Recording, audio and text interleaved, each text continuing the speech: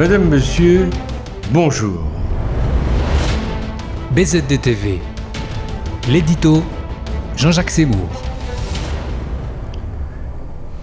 Sur fond de bras de fer avec le Qatar, l'Arabie saoudite s'est lancée dans une opération séduction du continent africain l'année dernière. Le continent africain est important pour le régime saoudien. Il y a des liens historiques et commerciaux et il y a un grand nombre de pays islamiques. Le royaume souhaite construire les meilleures relations avec tous les pays du continent. Et voilà qu'en pleine affaire Khashoggi, Ali Bongo et Macky Sall étaient présents au Davos du désert.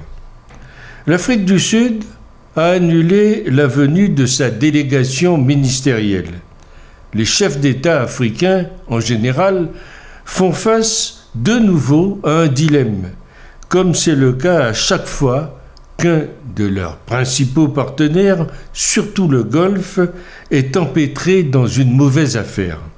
Le moins que l'on puisse dire, c'est que l'affaire Jamal Khashoggi, du nom du journaliste saoudien victime de ce sordide assassinat en Turquie, est venue mettre les dirigeants africains dans l'embarras. Mais avant d'aller plus loin, un point d'ordre. Il faut arrêter de parler de Khashoggi comme d'un journaliste.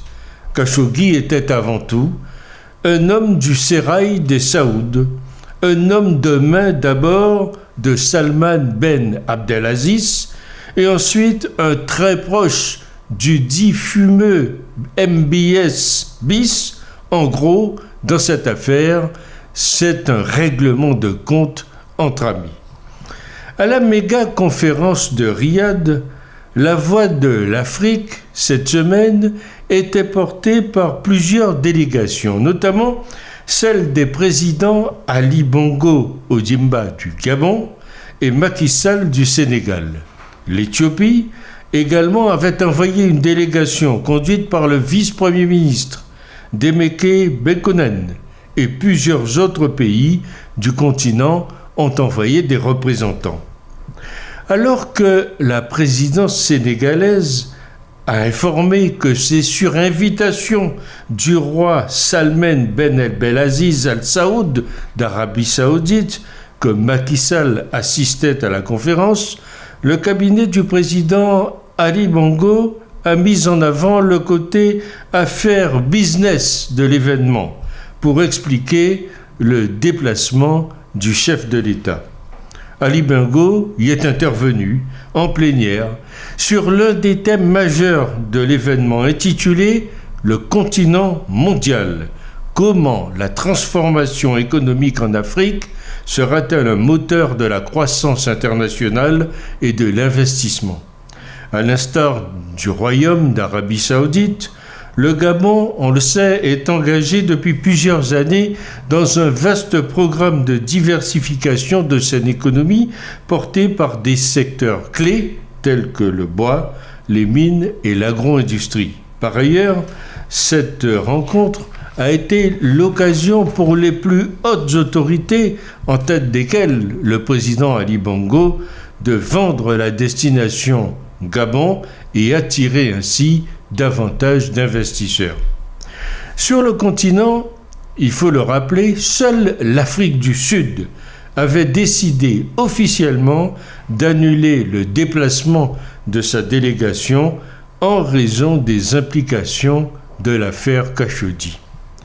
Comme lors de la crise du Golfe, les chefs d'État africains sont inaudibles dans le concert des déclarations par rapport à un événement qui cristallise l'actualité internationale.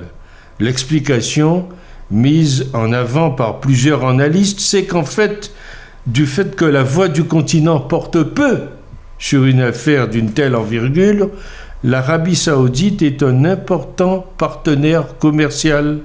Et en plus des dons et aides économiques, les investisseurs saoudiens, qu'ils soient publics ou privés, ont massivement investi en Afrique et le palais des Saouds est devenu un passage obligé pour les dirigeants africains en quête de pétrodollars.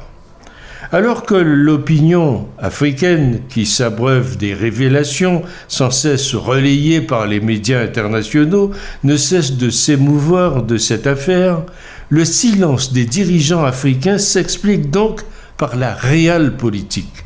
Sous l'égide du prince héritier Mohammed Ben Salman, dit MBS, la première édition avait réuni plus de 3500 participants du monde entier, avec bien entendu une forte présence africaine. Et à l'occasion, on avait annoncé des investissements, tenez-vous bien, de l'ordre de 500 milliards de dollars dans le cadre de la vision 2030. Leur indignation s'évaporait-elle pour quelques dollars ? Écoutez, tout ça c'est du cinéma, de la gesticulation pour se donner une bonne conscience, une bonne image aussi du respect des droits de l'homme. En fait, tout le monde s'en fout de ce qui est arrivé à Kadoshi, car les enjeux économiques sont considérables. Bien sûr que tout le monde est indigné ou feint d'être indigné, mais en attendant, tout business qui ne se fait pas au grand jour avec l'Arabie Saoudite se fera dans une suite privée, on le sait, d'un grand hôtel à l'abri des regards. C'est ce que je crois. Retrouvez toute l'information sur bzd-tv.com.